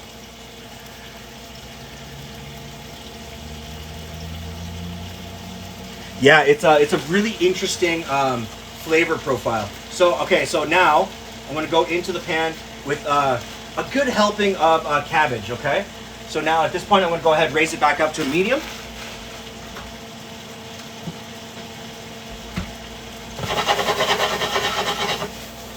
Okay, so what we're really looking for here is that it just sautés.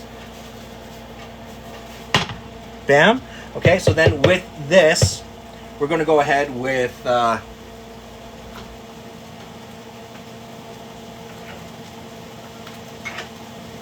okay, so with this, we're going to reinforce that sesame flavor again with just a little bit more of black sesame oil. We're going to hit with some soy sauce, right? Because again, we added a bit of sodium in with that garlic salt, so we want to make sure it's controlled. But in this case, I'm using the light soy sauce as opposed to the dark soy sauce. MJ, if you wanted to use sprouts in this kind of recipe, by all means, you can also use sprouts. But when it comes to, what do you call it, more traditional or traditional influence Filipino pancit, it is usually just chopped up cabbage. And in this case, it is just coleslaw, yeah. To be honest, it has the same, it has like the bits of carrots, red cabbage, white cabbage, all that stuff. So, I mean, it just saved me a bunch of cutting time for the price.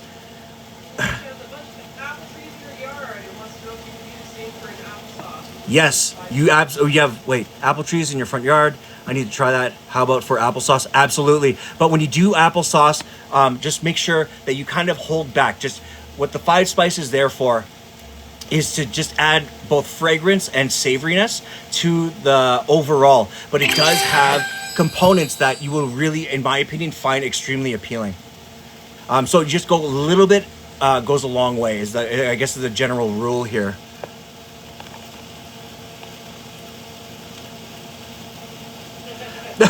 Bridget, hey, look, if you have like a great Canadian wholesaler like we have here in Calgary, like anything that does like bulk restaurant supply, go in there, buy the sleeves of of the 1 liters, and then you also have to buy the lids. They are sold separately, okay?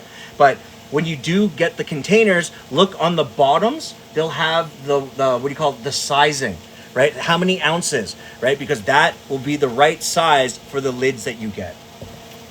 Okay? What's my opinion on MSG? To be honest with you, in moderation, it's fantastic. It's a great umami builder. I know a lot of people that are like, they really emphasize that they want to use tomatoes and a bunch of items like that to create umami. But in my opinion, there's nothing wrong with it. Right? I know some people that do kind of feel sick from using it, but I'm not really knowledgeable as to why, right? So with that being said, I still will stand with it. Okay, so now I'm just going to give this just a quick mix, and I think I'm going to add in, just to thin it out a little bit, I'm going to add in just a touch of Chinese cooking wine, just a touch, because again, the rule with Chinese cooking wine is that you start with it and you end with it. Okay, we're going to just add a little bit of steam to that bad boy. Okay. And to this, I'm just going to add just a small hint of hoisin. Okay.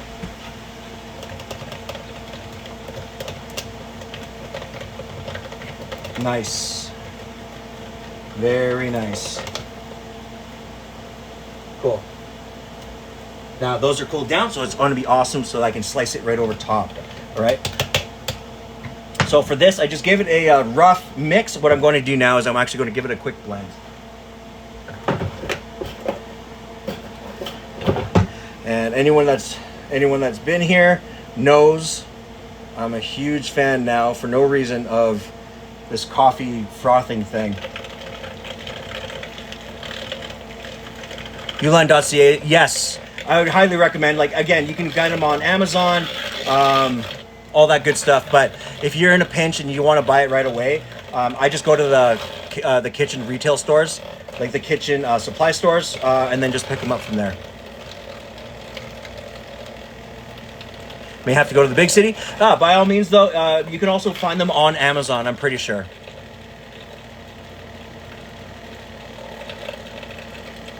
By a lot of in my opinion, that's where the original hate for MSG came from. Was that there's a misunderstanding of somebody had a headache after the Chinese food buffet, and they just said it might be the MSG and all that stuff, and it just kind of steamrolled from there. There is other factors as to why other people don't like MSG, because again, it's a monosodium glutamate.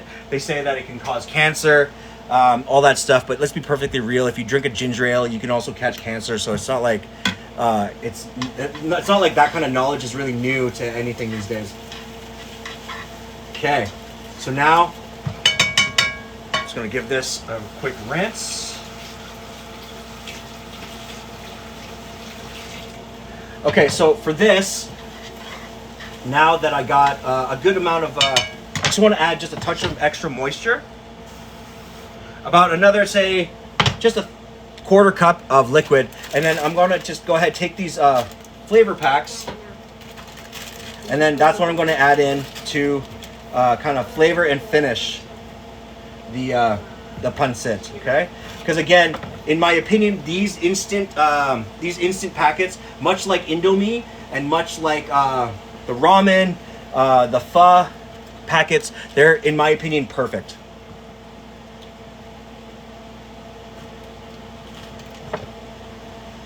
Okay, so you're just gonna go ahead, shoot the flavoring into there, like so, right? You got them dry ingredients, you might as well throw these in there. Okay, boom. Yeah, and you know what? Everyone has like their tolerances. Either you're cool with Parsnip Man's back.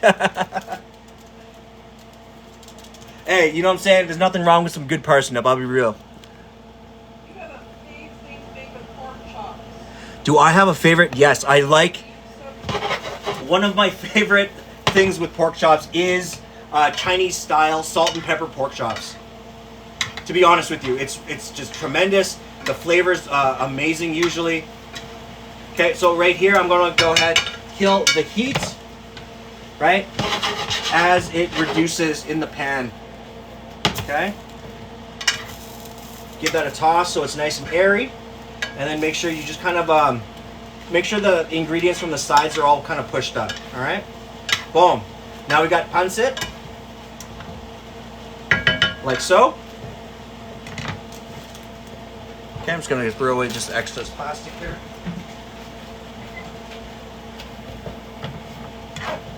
Boom and boom, just like that. Beautiful. Haha. Yes. Okay. Now I'm just gonna let that rest, and then it'll allow it to just kind of soak up the rest of anything that's in the pan. Stuffed pork chops with mushrooms, onion, garlic, and brown rice. Ooh, that sounds good.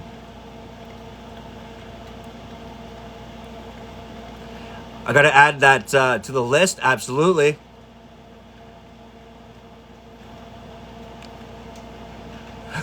Right on, right on.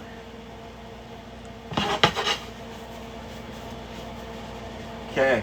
Now I'm gonna go ahead and start plating this. If you guys get a quick chance, go ahead, slam the shit out of those likes for me. I do want to see if I can try to get to 20K before the end of this live stream. I'm probably going to be on for another about 5-10 minutes max. So if we can get there, that would be appreciated, because again, that kind of stuff does help me in the algorithm, gets people have eyes on to this channel and the things that I'm doing. So that would be muchly appreciated, guys. Thank you so much. So I'm going to go ahead and do it as traditional as humanly possible with this pancit. All right.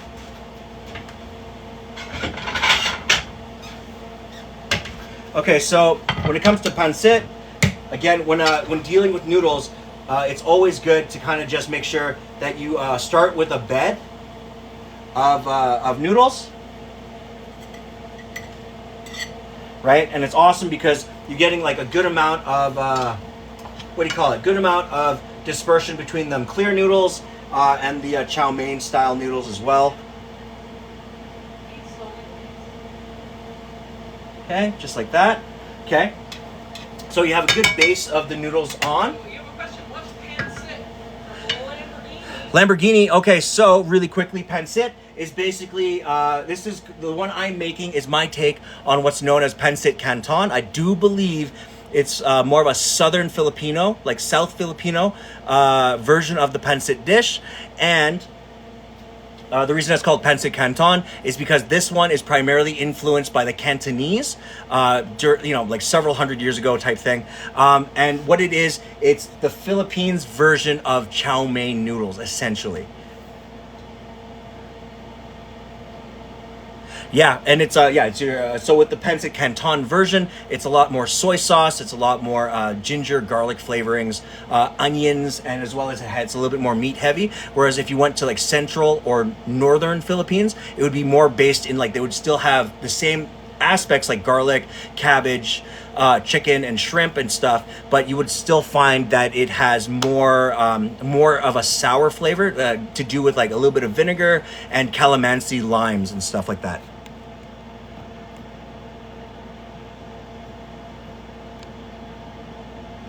Have I been to the Philippines? Yes, I actually, the last time I was there, which was a long time ago, me and my wife, when we went on our honeymoon, had an amazing time in Asia. We did, at the same time, we also did Thailand, Cambodia.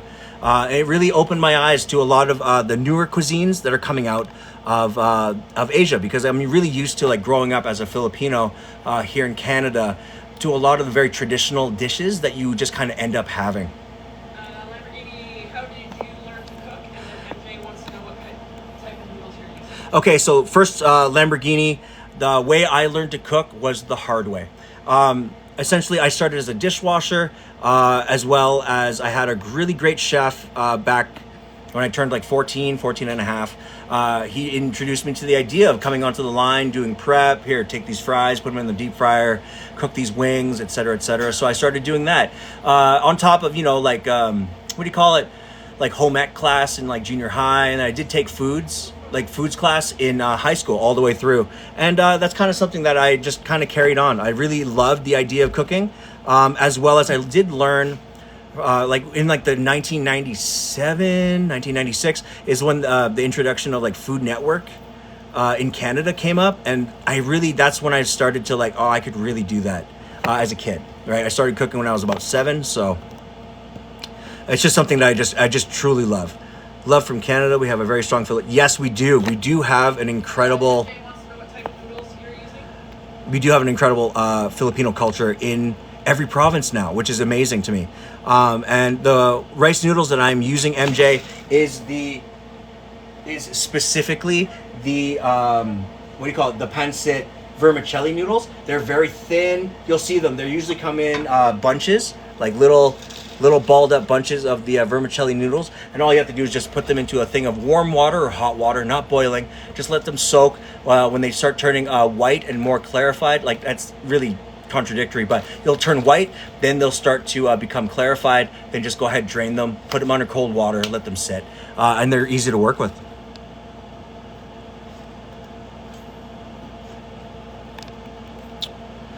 Yes, absolutely. Love going to mosaic festivals and eating different cultures. Oh, that's awesome. Yeah, me too, man. We didn't have a lot of them, but when we did have like things that were like really high cultural events and stuff like that, those were things that when you go, you absolutely learn so much about other cultures' foods. It's like, again, that's how I had North and South African types of foods. I've never had like certain European foods even. You know what I'm saying? It just really opened your eyes to different cultures, which I found, again, really eye-opening, right? Those are things that you just don't have the opportunity to have these days. What's the best Asian food infusion you have done? Best Asian fusion. What I like to do, since I do Asian fusion, what I really liked, okay, one thing I did as a joke, is there was a commercial. I can't remember who did the commercial, but they were joking like, "Oh, we don't know what we want to eat tonight." So they came up with like, "I want Chinese, I want Mexican." So they're like Chexican. So I did that. Some, in all honesty, like some of the best fusions are like, you're going to see a lot of Filipino fusions in the next coming years. Oh, we did hit 20K likes. Thank you so much, you guys. I appreciate it. But like one of the things that I do enjoy is like when you take like Japanese Western, or you did like the Roy Choi's LA style new Korean fusion, like Korean tacos and stuff like that, is amazing. Those are to me some of the best. That's to me is some of the best of the fusion coming up, and I've actually taken a lot of inspiration from that. So like I do, one of my specialties like coming up, I specialized in like Mediterranean dishes as well. So because I did run a Greek restaurant for a little while, but I did try to infuse some, not Filipino, but a lot of Asian flavors into like Greek dishes. So like saganaki, but it was flavored with what do you call it? Instead of putting the brandy on, we use soju, or like a Japanese type of whiskey. I do cook with kimchi, yes, 100%. Mexican sushi, that would be fire. I've never had that. What's awesome though is that I remember like way back in the day, there was those sushi pizzas. I thought those were like fire. Or like you had like the hors d'oeuvres, they were like just rice cakes, like thick sushi rice, a layer of crab with what do you call it? With the Japanese mayo, topped with cucumbers, and a bit of the what do you call it? Sushi spices or sushi vinegars, etc. Sesame seeds, just amazing. Minty Fresh with the fire. Thank you so much. I appreciate you. What's your favorite Asian dish to make? What's my favorite Asian dish? I'm gonna sound like a dick, but it's ginger beef. It's not really even Asian. Okay, so I'm gonna go ahead and slice up this. So I'm going to use this thin guy right here. Boom. Okay, yeah. If anything, I really enjoy, again, like westernized Chinese foods. So I like trying to figure them out. Like I remember, like the first time I had like lemon chicken, I was like, how? How do they make a sauce this like basically just lemonade and like savory flavors? I'll tell you how. It's just thickened lemonade. With some other stuff, just like orange chicken from P.F. Chang's. But I mean, I can't help it. I'm deeply in love with those kind of dishes. So I got a little bit of that chicken going on top. On top of the noodles, I have draped just a little bit of the two types of sausages. All right. Boom, just like that.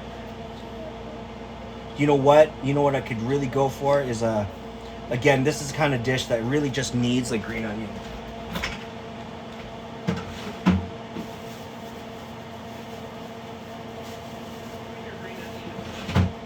All right.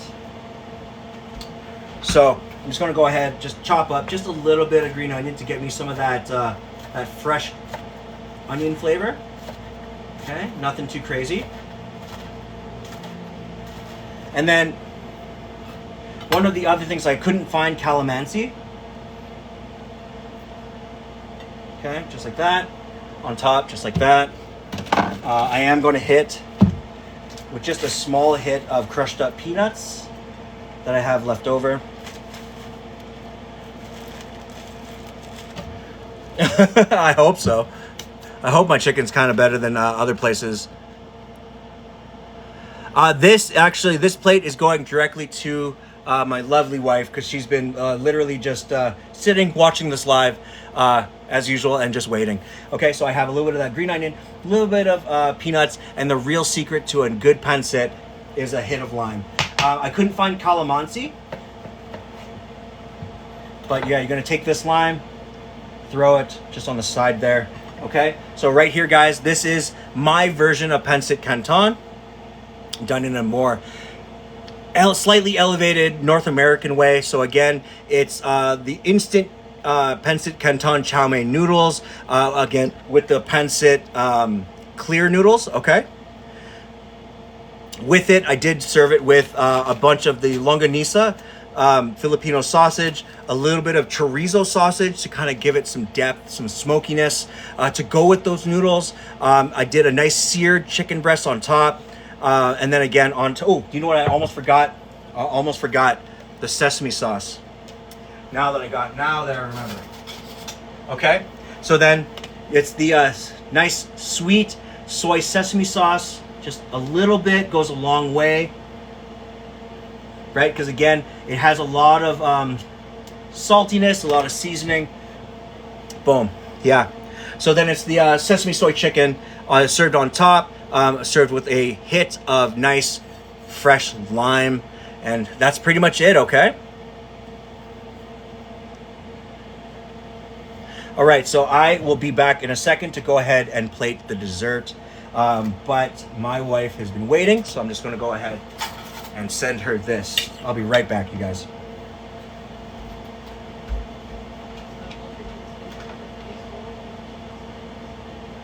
You want some noodles? Banana. Well, she wants banana, but that'll be the second banana she said. I'm gonna take it down. All right. Would you still like some noodles? Yeah? Okay. I wanted to save this for You're gonna save that for after? Sure, you can. Okay, just gonna get my little girl just a small bowl of this as well. Do.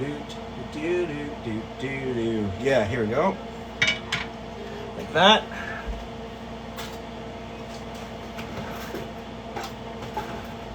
Okay, here you go, Baba. Make sure you blow on, okay? Just a little bit hot. It does have sausage on it.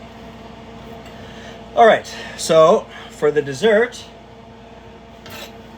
since it is like a chocolate base with a bit of banana, I'm thinking I'm just going to use the regular. Can you explain what calamansi is? Alicia, calamansi is essentially the Filipino version of a lime. Now, when you look up calamansi, look it up on Google. They're little berries. They're like this big, but they pack so much punch because if you've ever had, instead of having a limeade, have a calamansi lemonade. It is mind-blowing, right? Because you can actually go to the store, like go to Superstore, go to your Asian market or anything like that, and find a, it looks like it's like a envelope packet of calamansi juice. Make that into a awesome lemonade. It is fantastic. Grinch-tastic. Hey, I appreciate you, man.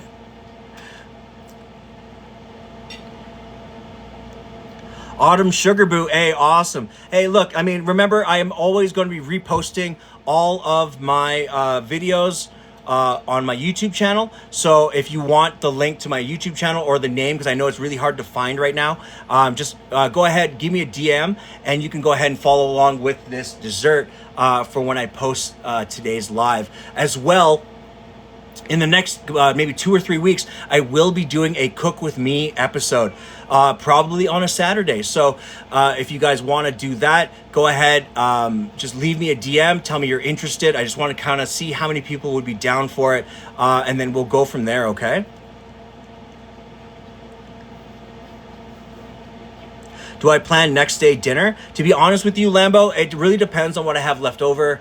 Because I just kind of do things spur of the moment, or like, what do you call it? Like, freehand for the most part, unless it is a request or unless I'm influenced, like I just see something that inspires me to do it, that I know I can make for cheap and that would be really sustainable for anyone out there that wants to learn and cook it as well.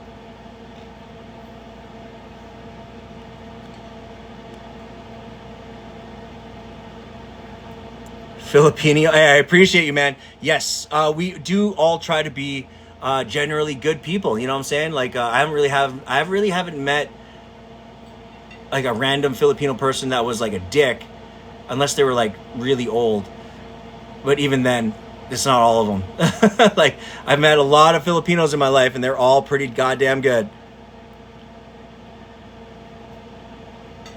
Yeah, dude. Lambo, oh, right on. But I just remember I will not be streaming tomorrow's dinner, strictly because, again, I will be on set filming. So most likely I will be back on Tuesday. What's the secrets to your niceness? Patience. Patience, think, and react with empathy. You know, try to do my best to just make sure that. Okay, see you next Tuesday. Absolutely, brother. I will, and again, I will hopefully all catch you guys as well. And cooking up, I am shooting I'm helping a buddy with a short film. So I'm doing sound. Again, outside of cooking, I did go to school for recording engineering and sound production. So that's something alongside being a filmographer and a director and a producer, that's something that I love to do if I can, you know what I'm saying? Fancy Jamie, hey, what's good? You're just coming up to the back end of this live. How are you this evening?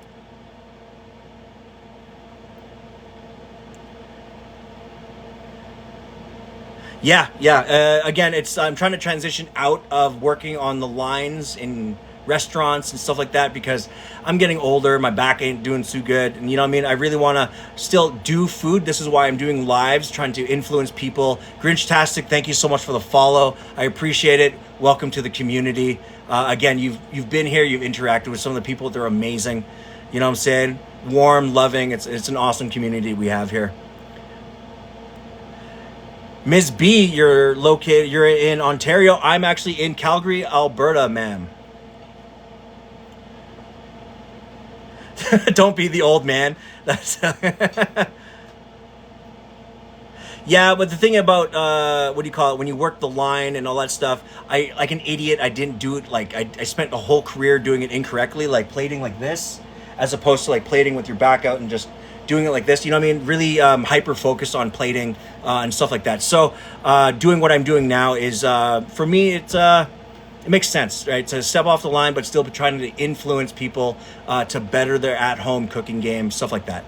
Do I still work in restaurants? Not currently. I'm actually a stay-at-home dad, and I'm right now just trying to transition into a position where I can do video, filmography, audio work, stuff like that. You're in Calgary too? Hey, right on, fellow Calgarian.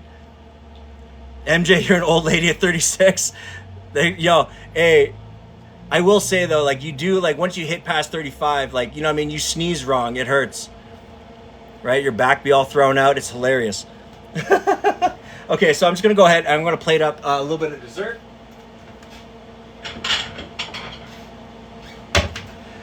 Okay, so for desserts, what I really love about doing things like it, what I like to do is, again, anyone that does know me knows I do love a good swoosh.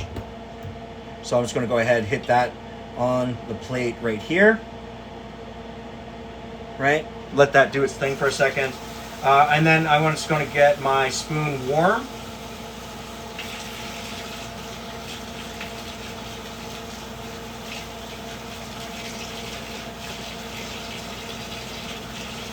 And again, if you don't have like really hot water coming from your taps like I do, by all means, just boil some water in a thing in your kettle. Say again? Are you smearing? I am smearing some Nutella, absolutely. Can't leash. Yo. Oh, Don and Bella. I am an old man at 70. Hey, all I'm saying is, like, once you go past 30, like once you go past 35, like the first time I was like trying to tie my shoe and I sneezed at the same time, game over. It was just the worst. MJ, yes, it is Nutella. Travis, thank you so much for the follow. Welcome to the live. I appreciate you for being here.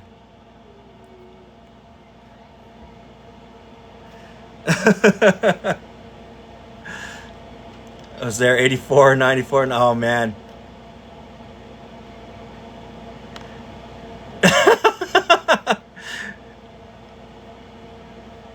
Yo, hey, yeah, and Shannon woke up this morning and like my hip hurt for no reason, and like Shannon had like a middle of her back situation going on, nuts. I had to take a part day at work because Yeah, she had to do a half day at work, and we ate a bunch of fucking like what do you call it, back relaxant medication stuff. Gave yourself whiplash brushing your teeth. Oh yeah. Wait till you get to 50. Oh man, I'll be real. Like I'm excited to get to 50, but my body ain't. Anyways, I got this Nutella on the plate. Just gonna go ahead and give just a quick smear, just like that, nice and clean. Okay.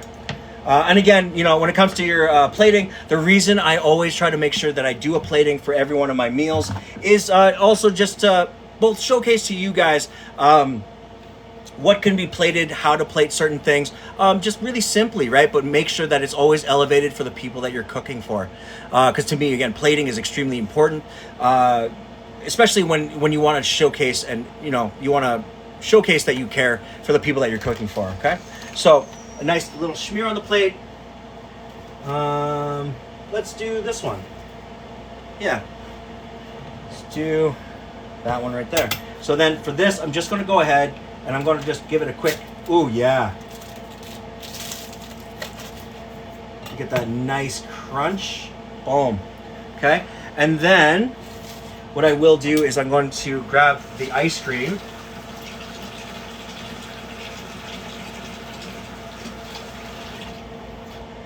Okay.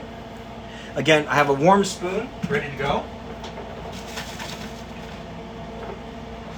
Warm spoon, that's what my name in high school was. Okay, so then I got a little bit of this half and half chocolate and vanilla dip. Okay, just gonna give it a quick roll through, nothing too crazy. Okay, just like that. Just gonna lay that down there.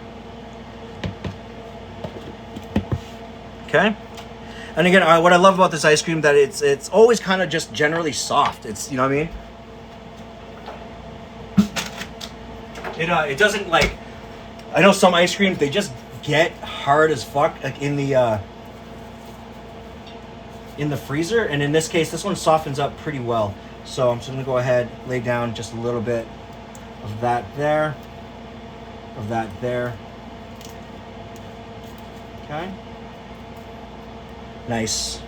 Okay, and right here, guys, this is my banana Nutella phyllo pastry that's been inspired by the Filipino turon. All right. On the base, it's just a smear of the Nutella, nice and simple. A hit of chocolate and vanilla ice cream with like the dots of chocolate kind of syrup, or I guess. Yeah, but on the outside, if you could actually take a look, I don't know if it's too bright or not, but you can see the crystals of the sugar sitting. They got really crispy with the amount of butter, good amount of color. Yeah. Yeah. 30K. We hit 30K. Hey, thanks you guys. I appreciate it, man.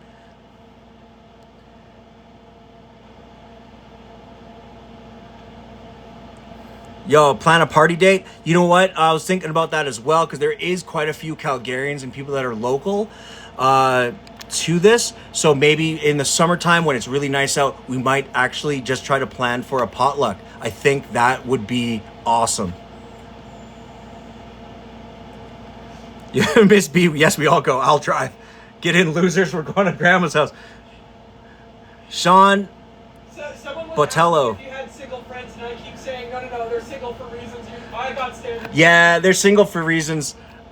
Sean Botello, thank you so much for following the live. I appreciate you for being here. And Kays, thank you so much for the applause. Thank you so much. I really appreciate that.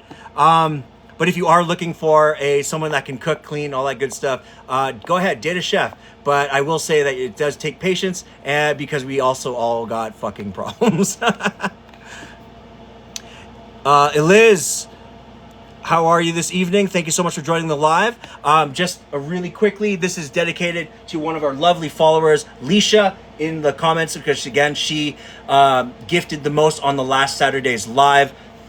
So she suggested to me do some Filipino type of cuisine or anything that was traditional. So it's Filipino today. And I did my take on the Pancit Canton, served it with some sesame soy chicken, as well as I made a Nutella and banana phyllo pastry that was inspired by the Filipino turon spring roll dessert. So that's what we have right here.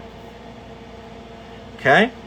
If you love food like this, be sure to go ahead, hit that follow button for me, and you can stay updated on any of the lives coming up. I stream Tuesday, Thursday, and Saturday every single week, as much as humanly possible, with today being the exception because, again, I am filming tomorrow, so I just don't think I'll have enough time to get on here in time.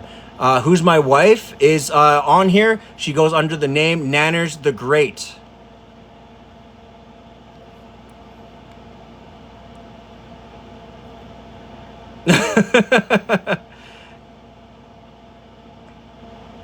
J22, thanks so much for the follow. Welcome to the live. I appreciate it.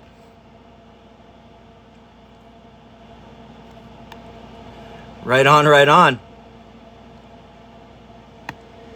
So I'm going to go ahead, take this over to my wife right now, and I think we're pretty much done. I'm just going to go start getting cleaned up and all that good stuff. So guys, just a quick reminder, hit that follow button because at the end of every one of these evenings, I go ahead, take video pictures of all the dishes that I've completed.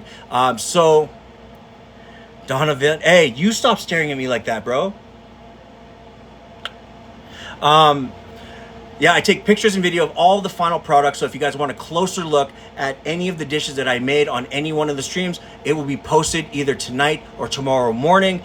So you can stay also, if you hit the follow button, stay up to date on anything of my lives coming up going forward, as well as anything that I'm trying to do, like a cook with me, or I was thinking about also maybe we do a live where we sit down and we talk about cookbooks, some of my favorite cookbooks, some of your favorite cookbooks, and we just interpret recipes together. I think that would be awesome to do as a community.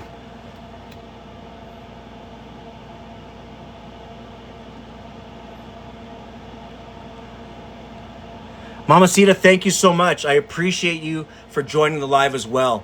Again, if you haven't hit the follow button, I implore you to do so. The community we have building here is amazing. Great personalities. Everyone here is loving, caring, inviting, and this is, again, a safe space, non-judgmental for people who are all like-minded foodies that want to get down on their food, who want to bring up their food game, all that good stuff, all right?